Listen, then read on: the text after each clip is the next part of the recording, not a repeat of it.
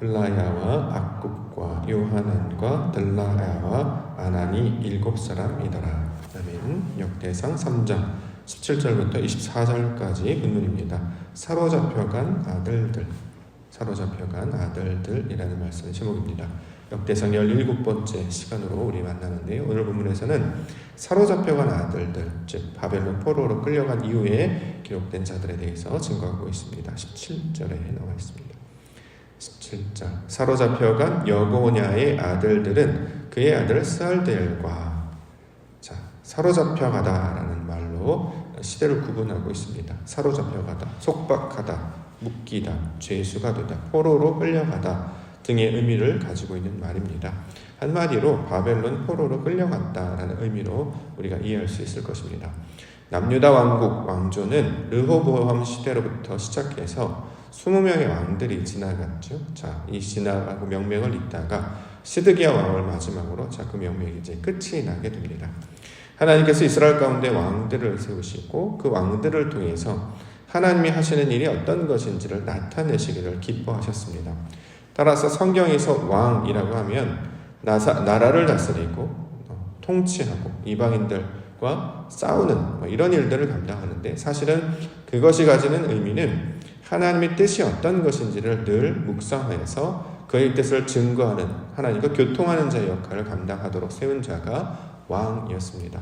그런데 하나님께서 왕을 통해서 그 역사를 진행하고자 하였으나 남유다 왕국조차도 그 일들을 온전히 감당하지 못하게 되는 것임을 역사를 통해서 증거하고 있는 것입니다. 자, 하나님께서 주신 사명, 이것이 이제 왕인데, 왕을 우리가 이제 만나는 것과 우리가 실제로 역사 가운데 만나는 내용들이 연결되어서 진행되고 있음을 우리가 알 수 있는 것입니다. 예컨대 하나님의 뜻을 찾지 못하고 또 사명을 제대로 감당하지 못했을 때 실제로 어떤 일이 일어나느냐, 역사적 사건을 보면 외세 침략을 당하게 되더라, 결국 포로로 끌려가게 되더라. 이게 이제 역사적 교훈이라고 할 수 있는 것이죠. 예컨대 사사기만 보더라도 사사가 세워졌을 때는 온 나라가 평화를 지냈습니다. 그런데 사사가 없는 시대, 하나님의 말씀이 사라진 시대가 되어버리면 외세의 침략을 받게 되고 백성들이 고통을 당하게 된다라는 거죠. 하나님께서 주신 사명 또는 하나님이 주신 어떤 뜻이 있는데 이것을 제대로 감당하게 됐을 때는 안식과 평강과 기쁨 등을 누릴 수 있을 것이고, 이것을 잊어버리고 이것을 잃어버리고 살게 되면 다른 것 가운데 사로잡혀가고 끌려가게 되고, 자, 이렇게 핍박을 받게 되는 것이다 라는 것을 역사적 사건과 연결하여서도 우리가 이해할 수 있을 것입니다.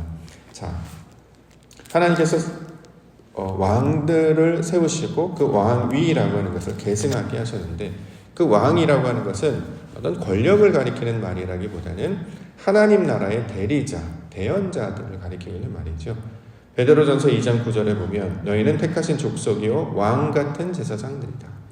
자, 하나님께서 택하시고 왕과 같은 자들로 세우신 것은, 그렇게 제사장들로 세우신 것은 그의 귀한 빛에 들어가게 하신다, 또 아름다운 덕을 선포하게 하려 하심이다, 이렇게 이제 가르치고 있습니다. 즉 왕 같은 자로 하나님의 뜻을 세우고 그것을 감당하는 자는 하나님의 빛을 비추고 덕을 선포하는 자들의 역할을 감당하는 것이 유다 백성들, 이스라엘 백성들의 원래 목표요, 신앙의 목적이 된다라는 거죠. 이런 것들을 잃어버리게 되면 실제적으로 역사 가운데서도 사로잡혀간다, 바벨론 포로로 끌려가게 되더라. 자, 이렇게 가르치고 있습니다. 자, 그러면 사로잡혀갔다라고 하는 말의 의도를 조금 더 살펴보고자 하는데요. 사로잡혀간다라는 말을 우리가 문자 그대로 이제 이해를 해본다고 하면 외세 침략에 의해서 포로로 끌려간다라는 의미가 되겠죠. 이게 이제 사로잡혀가다의 원래적인 의미입니다. 그런데 이 사로잡혀가다를 조금 더 의미가 무엇인지 좀 하나님의 관점에서 좀 살펴본다고 하면, 사로잡혀간다는 건 무슨 뜻이냐면 우리의 마음을 하나님께 두지 아니하면 우리의 마음이 세상 가운데 빼앗기게 된다라는 말로도 이해할 수 있습니다. 그렇죠? 우리의 마음의 중심에 하나님의 말씀을 중심으로 두지 아니하고, 다시 말해 하나님의 뜻을 우리 마음의 중심으로 두지 아니하면 내 마음이 세상의 것들로 빼앗기게 된다라는 것입니다. 하나님 말씀이 내 심령 안에 거주하셔서 이것을 붙잡고 사는 것을 성전이라고 말씀을 하셨는데, 우리가 성전된 자로서 우리 안에 하나님의 말씀이 없어지게 되면, 하나님의 뜻을 세우는 것이 사라지게 되면 이걸 사로잡혀 간다의 모습으로 설명하고 있는 것입니다. 그래서 우리가 구약에 보면 영광이 떠났다라는 표현들이 나오기도 하지요. 대표적으로는 이제 이가봇이라는 이름을 통해서 가르쳐 주시기도 하셨습니다. 사무엘상 4장 21절에 보면 이르기를 영광이 이스라엘에서 떠났다 하고 아이 이름을 이가봇이라 하였으니 하나님의 괴가 빼앗겼고 그의 시아버지와 남편이 죽었기 때문이다. 자, 이스라엘의 하나님의 영광이 떠났다라고 이야기합니다. 영광이 떠났다라고 하면 무슨 뜻인가? 보니까 말씀을 빼앗겼다라고 이야기하는 것이죠. 하나님의 말씀, 하나님의 뜻, 하나님의 거룩함이 떠나게 됐을 때 성경은 영광이 떠났다라고 이야기합니다. 예레미야가 1장 6절에도 딸 시온의 모든 영광이 떠나가며 그의 지도자들은 꼴을 찾지 못한 사슴들처럼 뒤쫓는 자 앞에서 힘없이 달아났도다. 영광이 떠나게 될 때 나타나는 현상, 자, 이것이 실제로 사로잡혀 간다의 말씀으로 우리 가운데 가르쳐주고 있는 것이죠. 호세아서 10장 5절에도 나와 있습니다. 사마리아 주민이 베다웬의 송아지로 말미암아 두려워할 것이라. 그 백성이 슬퍼하며 그것을 기뻐하던 제사장들도 슬퍼하리니 이는 그의 영광이 떠나가며, 하나님의 영광이 떠나갔다라는 거예요. 자, 영광이라는 단어는 나타나다, 하나님의 그 속성과 성분이 나타나는 뜻인데, 우리 안에 빛을 비추는 것이 사라지면, 진리를 추구하고 그것을 구하는 것, 하나님을 기쁘시게 하는 그 뜻이 사라지게 되면 다른 것들이 들어와서 이제 차지하게 된다, 이제 이런 말입니다. 이건 이제 신약에서는 귀신 들린 자로 이제 묘사하기도 했죠. 자, 이걸 사로잡혀가다 이렇게 이야기하고 있습니다. 내 마음의 중심에 말씀을 중심으로 두지 않으면 그 하나님을 나타내는 비추심이 사라지게 된다라는 것입니다. 우리의 신앙의 목적과 동기가 하나님을 향해 있지 않으면 다른 것들이 차고 들어와서 그 생각의 중심에 자리를 잡게 된다. 이걸 성경에서 다른 말로 사로잡혀 갔기 때문이다, 이렇게 이야기하고 있는 것이죠. 원래 우리는 육신 가운데 살던 자들이었죠. 본성을 따르는 자들, 내가 주인이었던 자들이었습니다. 자기 의로 살았던 사람이었습니다.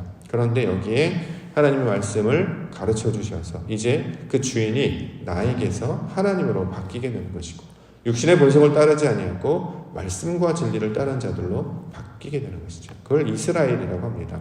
그런데 이것을 한 번만 했다고 해서 끝이 나는 것이 아니라 구원의 완성이 될 때까지, 이제 구원은 시작되었으니 그것이 완전히 세워질 때까지, 마치 방주가 차곡차곡 세워지고 예루살렘 성이 차곡차곡 세워지는 그날까지 늘 말씀과 동행하며 방향을 잡고 나아가야 된다라는 것이죠. 그렇지 않게 되면, 자, 그 세워졌던 것들이 이제 사로잡혀가게 되고, 예루살렘 성이 무너지고 성벽이 무너졌던 일처럼 우리가 쌓았던 믿음의 그 수준도 무너지게 되고 또 헛되게 된다라는 거죠.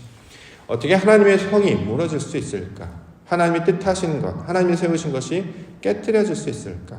우리 이제 분명 하나님은 무슨 일이든 하실 수 있기 때문에 이제 그럴 수 있다라고 생각합니다. 그러나 더 중요한 것은 그렇게 무너진다라고 하는 것은 하나님의 뜻이 아니었기 때문이었다라는 거죠.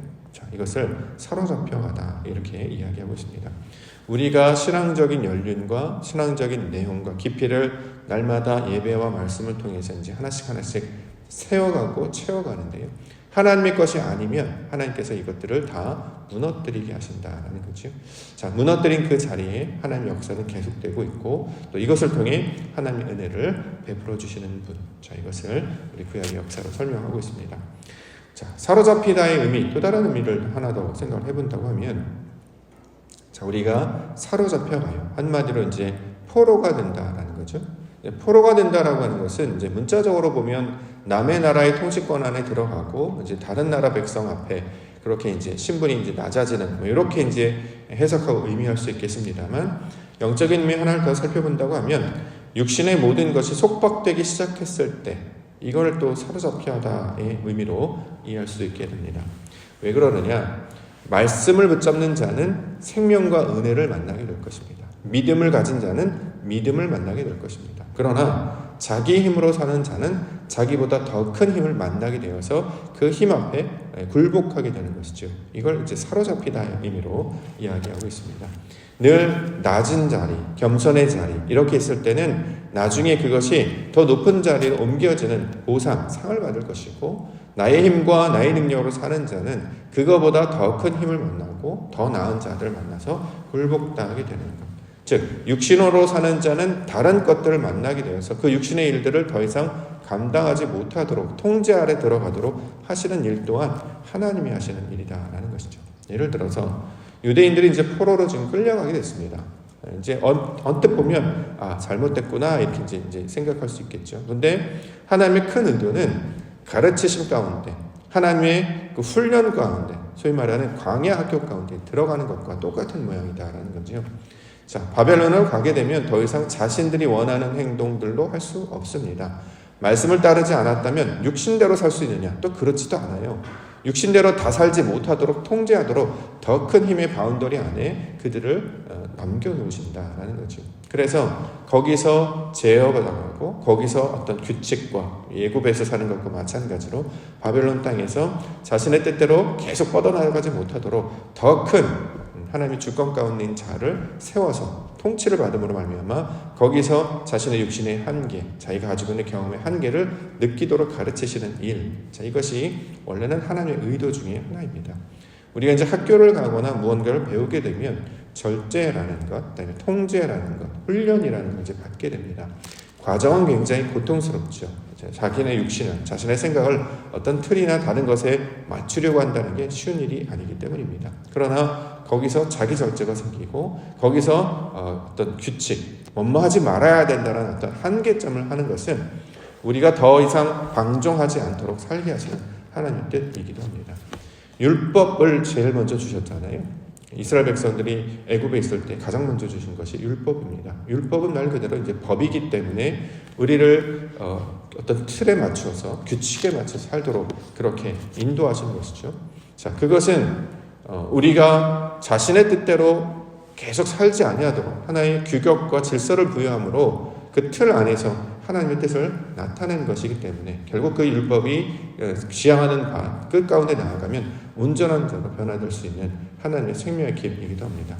바벨론 땅으로 끌려가서 사로잡힌다라고 하는 것은 부정적인 의미만 있는 것이 아니라 이렇게 자신의 육신의 것들을 더 이상 뻗쳐나가지 않도록 제어한다는 의미도 있습니다. 이것을 사로잡혀가다. 만약에 유대 땅이 그대로 남아서 자신들이 원하는 대로 계속 살았다면 아마 망하게 되었겠죠. 그런데 오히려 다른 힘 안에 통제를 하게 되어서 하나님의 뜻 가운데 나타나 주셨습니다. 야곱의 아들들이 그렇게 살았지요.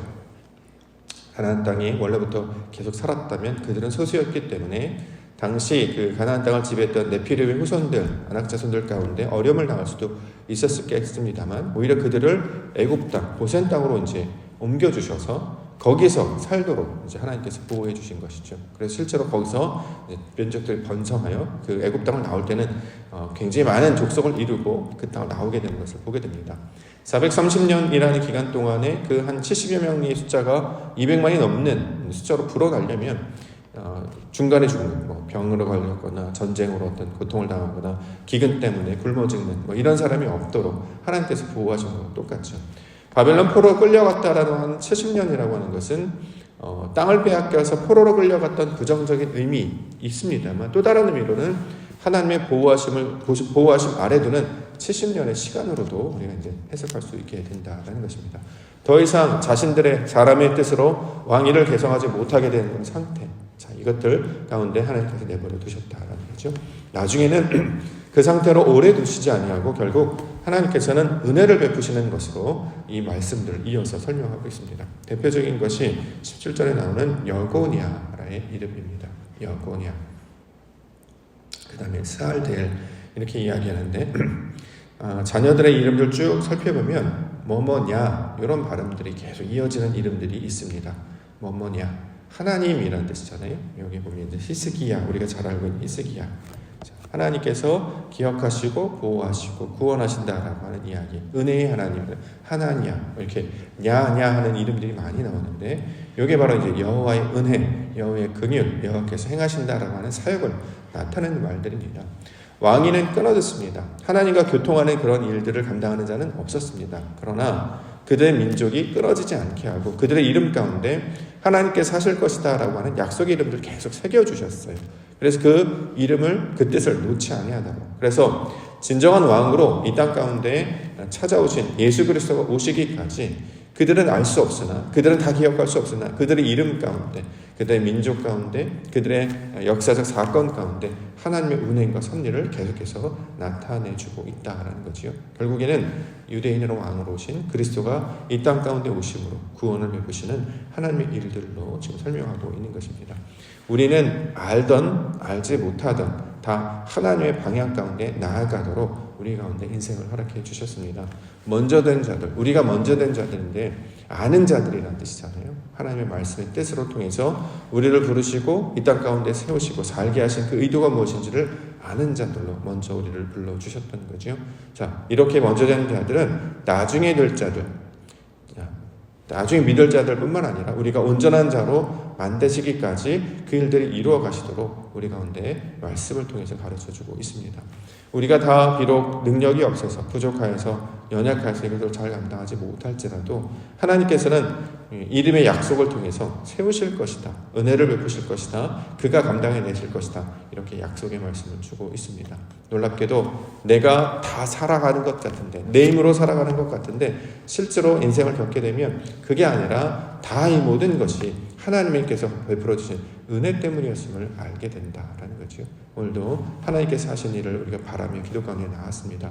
그 하나님이 하시는 일은 다른 것이 아니라 우리가 멈춰 있을 때라도 우리가 서 있을지라도 우리 하나님의 사역은 멈추지 아니한다라는 것이고 우리가 잠자고 깨어있지 못하고 주저앉아 있을지라도 하나님의 사역은 끊임없이 졸지도 않으시고 주무시지도 않으시며 끝까지 이어가신다라는 것을 우리 가운데 가르쳐 주시기 위함입니다. 이것을 발견하는 자로 찾는 자로 구하는 자로 저와 여러분들을 불러주신 줄 믿습니다.